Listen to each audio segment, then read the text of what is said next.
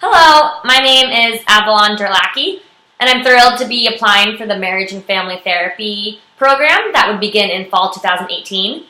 As a way to introduce myself, I thought I would provide a little bit of background about why I'm so passionate about helping others overcome the struggles in their lives. Anyone that knows me knows that I love to run. I love the feeling of putting on my shoes and tightening the laces. I love the rhythm and the pace that I set. I love to feel my muscles loosen as I warm up.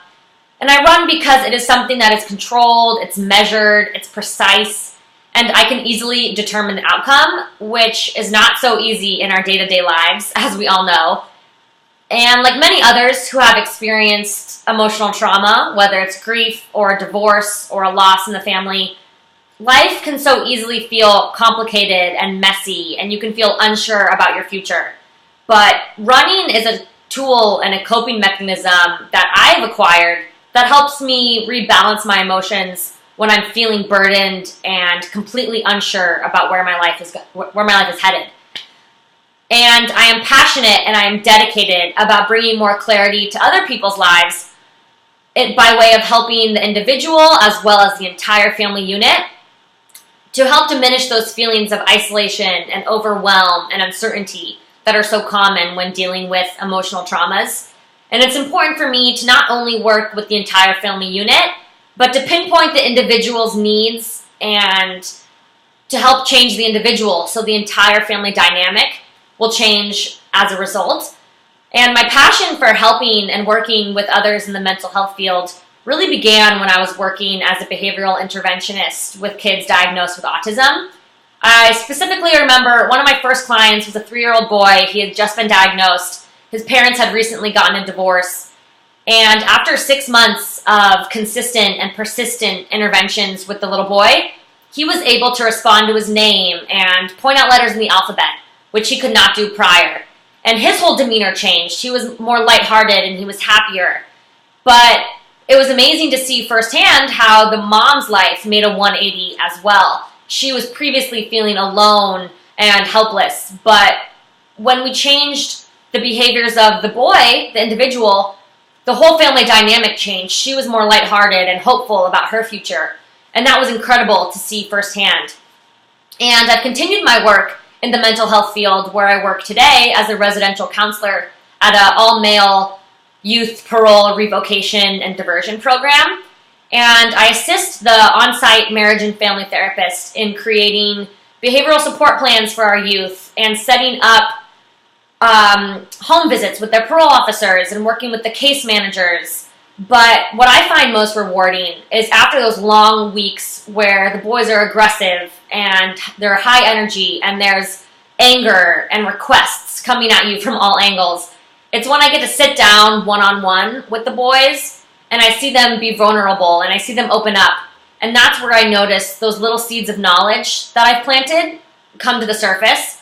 And I also see that when the boy is being healed individually, not only do his interactions change with his peers, but the whole family dynamic that he has changes, and I see more healing coming to the surface there as well.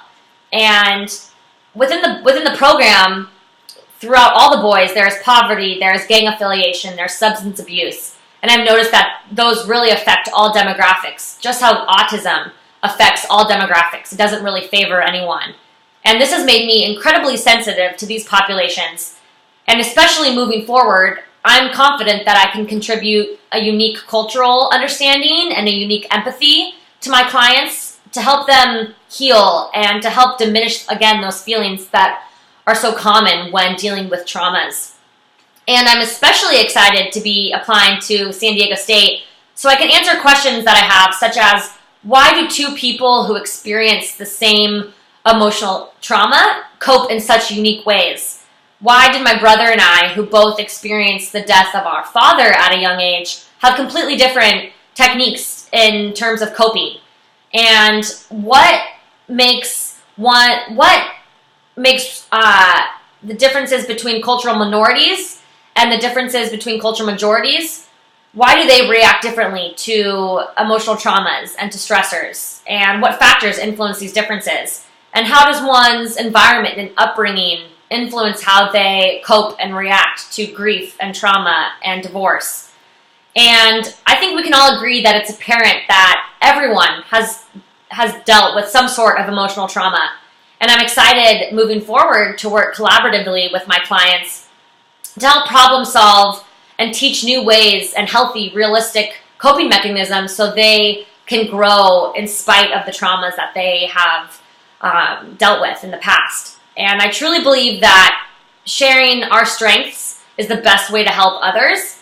And that is why I'm so excited to be pursuing a degree in marriage and family therapy, because I believe that sharing my strengths to help others heal is one of my purposes in life. And I'm ready and I'm excited to pursue this journey in becoming a marriage and family therapist so I can teach my clients new techniques to help balance their emotions resulting from these traumas and bring more clarity to their lives, just like running has done for me personally. And so I thank you for listening, and I hope you have a great rest of your day. Thanks.